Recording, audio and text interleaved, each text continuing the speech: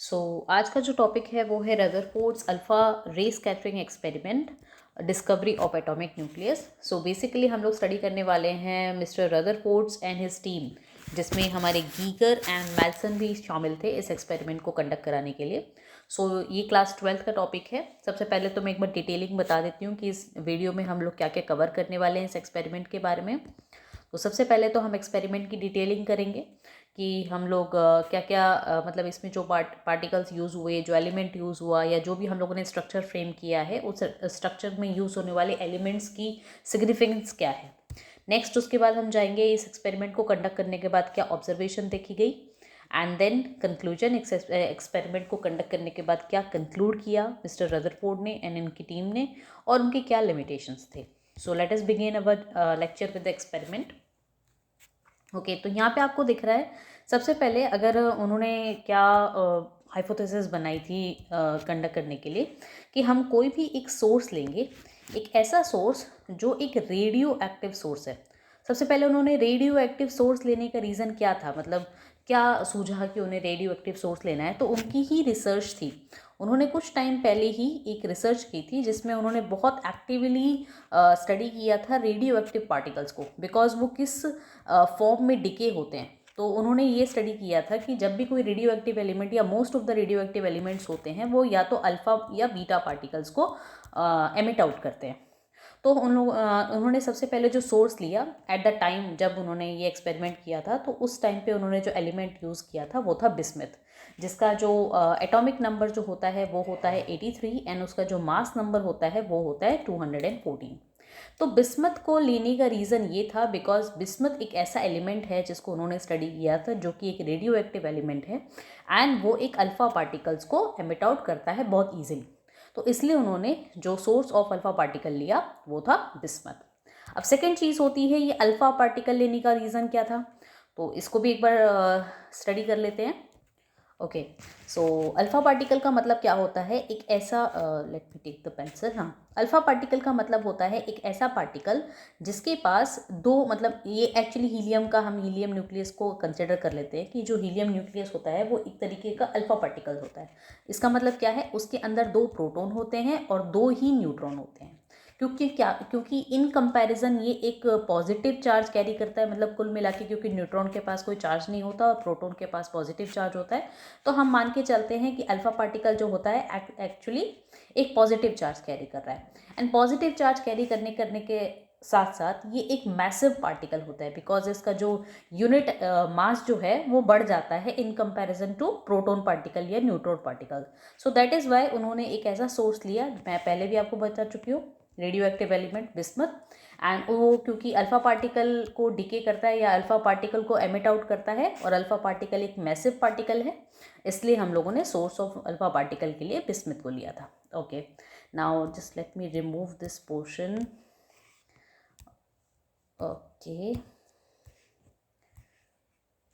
Okay, now second चीज़ होती है, जब उन्होंने एक्सपेरिमेंट को कंडक्ट किया तो उन्होंने इस सोर्स ऑफ अल्फा पार्टिकल को लिड, जो यहाँ पे आपको दिख रहा है, लिड ब्रिक्स के अंदर रखा है। मतलब एक तरीके से ये एक्चुअली डायग्राम का स्ट्रक्चर है, मैं अगर इसको बनाना चाहूँ तो उन्होंने एक कंबाइन इसको कंटेनर के जैसे इस तरह से ओपनिंग इसकी रख दी थी। यहाँ पे जो था एक बीम के लिए उन्होंने सिर्फ एक ओपनिंग छोड़ी थी, बाकी उन्होंने ये जो पूरा कंटेनर था इसको एक लेड बॉक्स के अंदर या लेड सीमेंटेड एरिया से पूरा कवर कर दिया था। अब सेकेंड रीज़न आता है कि चलो ठीक है, कवर किया, समझ में आता है रेडियो एक्टिव पार्टिकल है, अल्फा पार्टिकल्स डिके होंगे तो कहीं पर भी जा सकते हैं, इसलिए हमें उसे एक कंटेनर में बंद करने की ज़रूरत थी। बट ये ही मटेरियल क्यों, लेड में ऐसी कौन सी प्रॉपर्टीज़ होती हैं जो हम लोगों ने एक रेडियो एक्टिव मटीरियल बिस्मथ को लेड बॉक्स के अंदर रखा। तो लेड एक ऐसा एलिमेंट है या ऐसा मटेरियल है जो बहुत ही डेंसर होता है, मतलब इन कंपैरिजन इसकी जो डेंसिटी होती है वो काफ़ी हाई होती है, इसलिए हम लोग लेड मटेरियल को लिया उन्होंने, ताकि जो बिस्मथ के जो अल्फा पार्टिकल्स एमिट आउट होंगे वो इस डेंसिटी को क्रॉस ना कर पाएँ, क्योंकि ये काफ़ी डेंसर मटेरियल है। तो radio active particle alpha particles जो होते हैं वो एब्जॉर्ब कर लिए जाते हैं लेड मटेरियल के द्वारा, इसलिए उन्होंने लेड पार्टिकल को अपने अल्फा रेडियो एक्टिव पार्टिकल को लेड बॉक्स के अंदर कवर करके रखा था। Okay, let me rub this portion. Okay, तो हम लोगों ने लेड ब्रिक्स तक हम लोगों ने कवर कर लिया है। उसके बाद जो पोर्शन आता है कि जो हमने ओपनिंग छोड़ी थी उसमें अल्फ़ा पार्टिकल की एक बीम बन जाती है। उसके बीम के बाद वो सीधा बीम किसको स्ट्राइक करती है, एक गोल्ड फॉइल को। गोल्ड फॉइल यानी कि हमने एक, क्योंकि सबसे पहले हमने एक फॉइल ली है और फॉइल की थिकनेस कितनी है उस हम लोग उस टाइम के हिसाब से मान के चलते हैं कि इसको 1000 इलेक्ट्रॉन्स की जितनी इसकी थिकनेस होती है, या अगर मैं बहुत एक्यूरेटली बताऊं तो 2.1 into 10 raise to power -7 metre जितनी थिक गोल्ड फॉइल हमने ली। तो अब थर्ड रीज़न आता है कि why they have chosen gold. Gold में ऐसी कौन सी प्रॉपर्टी होती है कि उन्होंने जो फॉइल ली वो भी गोल्ड की ली। ओके, सो गोल्ड एक ऐसा मटेरियल है जो मोस्ट मैलिएबल मटेरियल प्रेजेंट था उस टाइम पे, अभी भी है, बट फिलहाल उस टाइम पे जो नॉलेज थी उनके हिसाब से जो गोल्ड मटेरियल था, मतलब वो एक ऐसा फॉइल बनाना चाहते थे जो मिक्स करके भी बना सकते थे, यानी कि हम उन मेटल्स को मिक्स करें जो आसानी से क्या हो जाए, मेलिएबल हो जाए। तो उस टाइम पे उनके पास प्योर गोल्ड फॉर्म में प्रेजेंट था फॉइल, तो that is Y they have chosen the gold foil, because ये काफ़ी मेलेबल है और इसकी जो थिकनेस उन्होंने रखी वो अप्रॉक्सीमेटली 1000 इलेक्ट्रॉन की जितनी रखी। इतना थिक रखने की क्या रीज़न था? इतना थिक रखने का रीज़न ये था कि मान के चलो, वो एक एटलीस्ट ये एक्सपेक्ट कर रहे थे कि मान के चलते हैं कि अगर एक अल्फ़ा पार्टिकल आके गोल्ड फॉइल को स्ट्राइक भी करता है, अगर ऐसा होता है तो ये अल्फ़ा पार्टिकल क्रॉस ना कर जाए, या ये अल्फा, ऑफ कोर्स ये बातें क्रॉस तो करेगा, बट मतलब ये अल्फ़ा पार्टिकल मान लीजिए उनके हिसाब से अगर यहाँ पे कोई इलेक्ट्रॉन प्रेजेंट है, या यहाँ पे जो इलेक्ट्रॉन प्रेजेंट है, या यहाँ पे जो इलेक्ट्रॉन प्रेजेंट है, वो मल्टीपल कोलिजन्स को क्रॉस कर पाता है या नहीं कर पाता है, या किस तरीके से बिहेव करता है। सो दैट इज़ वाई उन्होंने 1000 इलेक्ट्रॉन्स जितना अप्रॉक्सीमेटली थिक गोल्ड फॉइल लिया था, because just to observe the collisions of alpha particle with the negative charge and with the along with positive charge which is present inside the gold foil. Okay, so next आता है, next जो आता है, उन्होंने gold foil लगाने के बाद एक ऐसा कर्विकल स्क्रीन रखा, यानी कि अगर मैं इसका, ये एक जनरल डायग्राम है और यहाँ पे आप एक चीज़ ऑब्जर्व कर लेना कि ये जो स्क्रीन है ये जिंक सल्फाइड की स्क्रीन है, यानी कि ZnS। ये जो स्क्रीन का जो मटेरियल उन्होंने लिया था, ये मटेरियल उन्होंने ZnS का मटेरियल लिया था। इसका भी एक ऑथेंटिक रीज़न है, वो भी मैं बताऊंगी, बट फिलहाल के लिए एक बार रफ डायग्राम ड्रॉ कर लेते हैं। यानी कि गोल्ड फॉइल यहाँ पे प्रेजेंट है और जो उन्होंने स्क्रीन ली है, स्क्रीन डिटेक्टर, वो इस तरीके से पूरे पाथ को एक सेमी सर्कल या मोर देन सेमी सर्कल वे में उन्होंने कवर किया। मतलब अल्फा पार्टिकल यहाँ से स्ट्राइक करेगा और यहाँ से लेके मतलब वो जितना कवर कर सकते थे एज अ डिटेक्टर, उन्होंने यहाँ पे ये पूरा ZnS स्क्रीन से कवर कर दिया। अब ZnS स्क्रीन को लेने का रीज़न क्या था? ZnS यानी जिंक सल्फाइड मटेरियल एक ऐसा मटेरियल है, उस टाइम की रिसर्च के हिसाब से ये एक ऐसा मटेरियल है कि अगर कोई भी अल्फ़ा पार्टिकल इस ZnS स्क्रीन पे अगर बॉम्बार्ड करता है तो उसको स्पार्क, एक तरीके का स्पार्क या फ्लैश देखने को मिल सकता है अगर ऑब्जर्वर बाहर से इसको ऑब्जर्व कर रहा है। तो मतलब एज ए एक्सटर्नल ऑब्जर्वर हम देखें तो जब भी कोई अल्फ़ा पार्टिकल इस जिंक सल्फाइड स्क्रीन पे पड़ता है या बॉम्बार्ड होता है तो एक फ्लैश प्रोड्यूस होता है, एक लाइट प्रोड्यूस होती है। तो इस एक तरीके से ये एक ऑब्जर्वेशन था कि जितने भी अल्फ़ा पार्टिकल इस गोल्ड फॉइल को क्रॉस करके स्क्रीन पर आएंगे तो एक फ्लैश यहाँ पे प्रेजेंट आ जाएगा और उससे हमें ये पता चल जाएगा कि भाई स्ट्राइक होने के बाद या स्कैटर होने के बाद अल्फ़ा पार्टिकल ने कहाँ हिट किया। ओके, सो ये रहा एक्सपेरिमेंट का एक्सप्लेनेशन। आई गेस मैंने मोस्ट ऑफ द पोर्शन मैंने बता दिया है। लास्टली ये जो एंगल आपको दिखाई दे रहा है, ये फाई एंगल, या इसको हम थीटा के नाम से भी लिख सकते हैं, ये जो एंगल होता है इसको स्कैटरिंग एंगल बोलते हैं। स्कैटरिंग एंगल यानी कि जो प्रिंसिपल बीम लाइन थी अल्फ़ा पार्टिकल की, जिस प्रिंसिपल बीम लाइन से अल्फ़ा पार्टिकल आ रहा था, वो गोल्ड फॉइल को हिट करने के बाद किस एंगल की तरफ स्ट्राइक होता है या किस एंगल की तरफ स्कैटर्ड होता है, उसको इस एंगल की हेल्प से मेजर किया जाता है। So this is all about the experiment. Experiment में उन्होंने क्या किया और क्या क्या इंस्ट्रूमेंट, क्या क्या एलिमेंट्स वगैरह यूज़ किए। अब हम लोग सीधा चलते हैं अपनी नेक्स्ट स्लाइड पे। ओके, तो ये है ऑब्जर्वेशन में उन्होंने क्या पाया है कि अगर हमें आपको यहाँ पे आपको दिख रहा होगा कि यहाँ पे आपको दिख रहा होगा कि एक एक्सिस पे हम लोगों ने लिखा हुआ है स्कैटरिंग एंगल, यानी कि थीटा, यानी कितने एंगल पे हमारा जो अल्फ़ा पार्टिकल है वो स्ट्राइक होने के बाद स्कैटर हुआ है। और यहाँ पे आपको दिख रहा होगा लिखा है number of scattered particles detected, यानी स्कैटर होने के बाद जितने भी पार्टिकल्स को उन्होंने ऑब्जर्वेशन में लिया, मतलब जो ZNS स्क्रीन के ऊपर बॉम्बार्ड हुए हैं, उन पार्टिकल्स का नंबर क्या है। तो जैसे जैसे हमारा एंगल बढ़ रहा है, मतलब एंगल की वैल्यू जैसे जैसे बढ़ रही है, यहाँ पे आप देख रहे हो जैसे जैसे एंगल की वैल्यू बढ़ रही है, number of alpha particles decrease हो रहे हैं। यानी कि मैं कह सकती हूँ, अगर रफली अगर मैं, ये चीज़ आपको मिलेगी नहीं कहीं लिखी हुई, बट हाँ रफली मैं आपको ये बोल सकती हूँ कि number of alpha particles scattered is inversely proportional to the scattering angle. यानी जितना ही ज़्यादा हमारा स्कैटरिंग एंगल होगा उतना ही हमारा नंबर ऑफ स्कैटर्ड पार्टिकल कम होंगे। तो इसका मतलब क्या होता है, ओके तो इसका मतलब क्या होता है, यहाँ पे एक डायग्राम को इंक्लूड किया है मैंने, कि जब हमारे अल्फ़ा पार्टिकल्स ने बॉम्बार्डमेंट शुरू की, मतलब अपने अपने प्रिंसिपल एक्सिस से मूव करना शुरू हुए, तो यहाँ पे सबसे पहले जो एक चीज़ हमें अट्रैक्ट कर रही है वो ये है कि most of the alpha particles passes straight. यानी कि अगर मैं एक डायग्राम स्ट्रक्चर ड्रॉ करूँ, एक रफ डायग्राम, अच्छा सबसे पहले हम सर्कुलर शेप क्यों ले रहे हैं भाई, क्योंकि रदरफोर्ड ने अभी तक सर्कुलर एटॉमिक न्यूक्लियस के बारे में तो कहीं भी ये चीज़ नहीं एक्सप्लेन की है। तो ये बात हमेशा याद रखिएगा कि रदरफोर्ड से पहले हमारे 2 एक्सपेरिमेंट्स ऑलरेडी आ चुके थे, जिन्होंने एटम के बारे में थोड़ा अपना थोड़ा सिग्निफिकेंस दे चुका था। एक थे हमारे डेल्टन साहब, ठीक है, उनका आपको एक्सपेरिमेंट आपने क्लास 9th में भी पढ़ा होगा, डेल्टन थ्योरी, ठीक है। और एक हमारे साहब थे डेमोक्रिटस। ये 2 साइंटिस्ट थे जिन्होंने ऑलरेडी हमें न्यूक्लियस के बारे में थोड़ा बहुत इन्फॉर्मेशन दे चुकी थी, और उन्होंने सर्कुलर एटॉमिक स्ट्रक्चर के बारे में बताया था, तो इसीलिए हम पहले से ही ऑलरेडी इसका सर्कुलर शेप ले रहे हैं। ओके जो नेक्स्ट चीज़ हमें इन्होंने सबसे पहले क्या बोला कि most of the alpha particles has passed through, मतलब एक तरीके से आप ये कह सकते हो कि जो उन्होंने कंक्लूजन दिया है, जो आप कह सकते हैं कंक्लूजन पे अगर मैं डायरेक्टली जंप करूँ तो यहाँ पे लिखा हुआ है, एक मिनट मैं हाइलाइटर ले लेती हूँ, हाँ, large proportion of the alpha particles directed towards the gold sheet went through it without any deflection. अब इसका मतलब क्या है कि जो अल्फा पार्टिकल्स थे कि उन्होंने ये एज्यूम किया कि भाई जो हमारा स्ट्रक्चर है, मतलब जो अगर मैं न्यूक्लियस का स्ट्रक्चर या एटॉमिक स्ट्रक्चर बनाऊं, तो जो स्ट्रक्चर है वो ये डिपिक्ट करता है कि भाई बहुत ज़्यादा खाली स्पेस है, अल्फा पार्टिकल आराम से क्रॉस कर गया इस पोर्शन को, यानी कि जो एटॉमिक न्यूक्लियस या एटॉमिक स्ट्रक्चर है वो बहुत खाली है। न्यूक्लियस की बात तो नहीं कर रहे हैं, एटॉम की बात कर रहे हैं, इसका जो स्ट्रक्चर है वो काफ़ी ज़्यादा खाली है, ठीक है। दूसरी चीज़ यहाँ पे जो हमें दिख रही है कि स्मॉल डिफ्लेक्शन हो रहा है, जो बीम ऑफ अल्फा पार्टिकल्स अगर आ भी रही हैं तो जो डिफ्लेक्शन हो रहा है वो ज़्यादा एंगल नहीं है, मतलब अगर मैं प्रिंसिपल एक्सिस से इसका थीटा मेजर करूँ, जो थीटा है उसकी वैल्यू काफ़ी स्मॉल है, ज़्यादा डिफ्लेक्शन नहीं हो रहा है।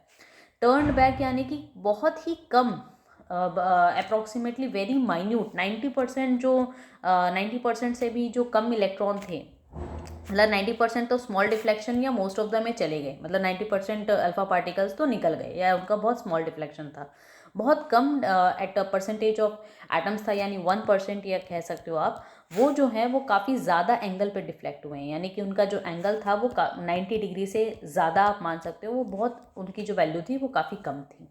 और उनमें से 1 इलेक्ट्रॉन जो ऐसा था, मैं एक बार ड्रॉ करके दिखा देती हूँ।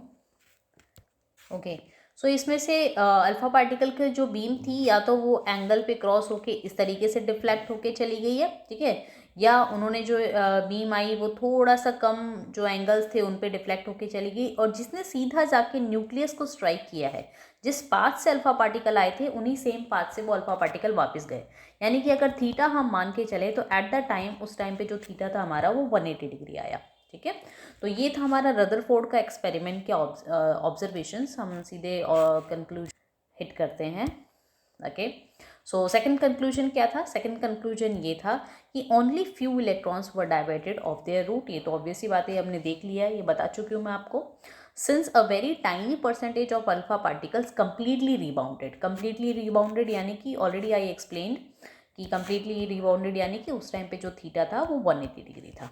तो ये थे उनके कंक्लूजन, मतलब अगर मैं उनके हिसाब से जो एटॉमिक स्ट्रक्चर मान के चलूँ, या उनके हिसाब से जो अगर मैं एटॉमिक स्ट्रक्चर बनाती हूँ, तो उनका ये कहना था, let me take the circle here, okay, उनका ये कहना था कि जो एटम का जो प्योरली जो मास है, अगर मैं ग्रेटर मास की बात करूं कि पॉजिटिव चार्ज जो प्रेजेंट है, उनके हिसाब से जो पॉजिटिव चार्ज प्रेजेंट है वो कहीं सेंटर पे प्रेजेंट है, और जो कहीं नेगेटिव नेगेटिव चार्ज आ भी रहे हैं, जो alpha particles are able to hit, वो नेगेटिव चार्ज भी कहीं इधर उधर मतलब सर्कुलर ऑर्बिट में ही जो न्यूक्लियस है उसके चक्कर लगा रहे हैं। ठीक है, इसका मतलब क्या है कि इलेक्ट्रॉन जो है वो सर्कुलर वे में पूरे अराउंड किसके अराउंड घूम रहा है, न्यूक्लियस के अराउंड घूम रहा है।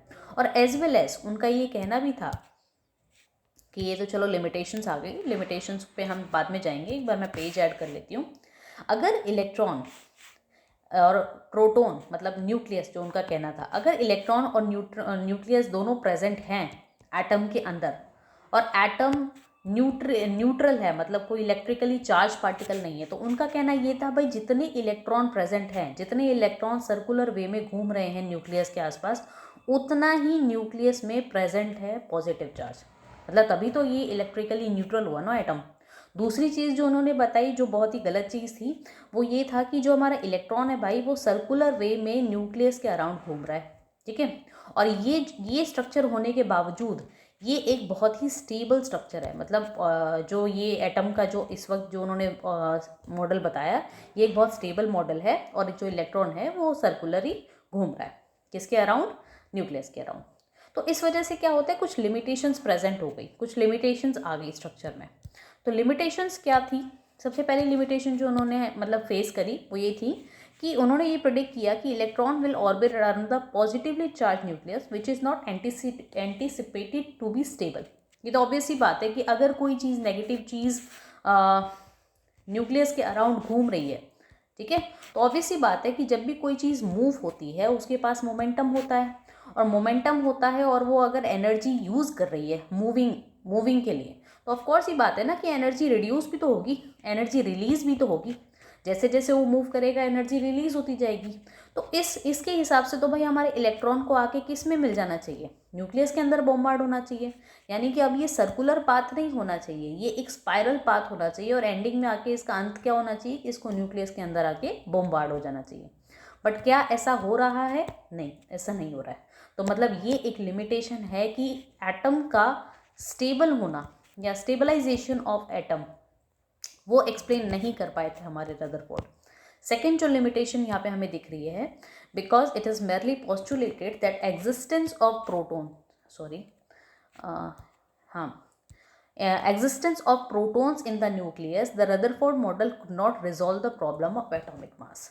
और एटॉमिक मास के बारे में भी ज़्यादा कुछ एक्सप्लेन नहीं कर पाए थे, बिकॉज उन्होंने बोला कि जो पूरा पॉजिटिव मास है या पॉजिटिव चार्ज है वो हमारे न्यूक्लियस के अंदर प्रेजेंट है। बट एटॉमिक मास किस चीज़ का बना हुआ है, क्योंकि सेकेंड चीज़ जो प्रेजेंट थी, अल्फा पार्टिकल भी हमारा पॉजिटिव चार्ज कैरी करता है, न्यूक्लियस भी हमारा पॉजिटिव चार्ज कैरी करता है। और ये तो एक साइंटिफिक थ्योरी है कि अगर कोई पॉजिटिव चार्ज किसी पॉजिटिव एंटिटी के पास जाता है तो उसको रिपल्शन फील होना चाहिए। ठीक है, रिपल्शन फील होना चाहिए। तो इस हिसाब से एटम का स्ट्रक्चर कैसा होगा, उसका रेडियस कितना होगा, ये कितने करीब जा पाएगा, कितने करीब जाने के बाद इसको बाउंस बैक मिलने वाला है, यानी कि कितना फोर्स इन दोनों के बीच में लग रहा है, उन सारी जानकारी को हम अगले लेक्चर्स में पढ़ेंगे। बट ये थे हमारे रदरफोर्ड के दो मेन लिमिटेशंस जो वो एक्सप्लेन नहीं कर पाए थे। बाकी जो रेडियस जो अप्रोच है, मतलब कि रदरफोर्ड मॉडल के हिसाब से जो दो चीज़ें हमें सबसे ज़्यादा यूज़फुल मतलब आएंगी हमारे आगे के लेक्चर में, वो नंबर 1 ये है कि न्यूक्लियस का साइज़ हम पता लगा पाएंगे with the help of Rutherford model. उन्होंने क्या फॉर्मूला दिया न्यूक्लियस का साइज़ पता करने के लिए, that we will do in next lecture. Second चीज़ जो हम पढ़ेंगे कि भाई इम्पैक्ट पैरामीटर क्या होता है, ये भी हमारे क्लास 12 का इम्पॉर्टेंट टॉपिक है इन रदरफोर्ड एक्सप्लेनेशन या रदरफोर्ड एटॉमिक मॉडल में। सो ये दोनों टॉपिक पे हम नेक्स्ट वीडियो में स्टडी करेंगे। Thank you.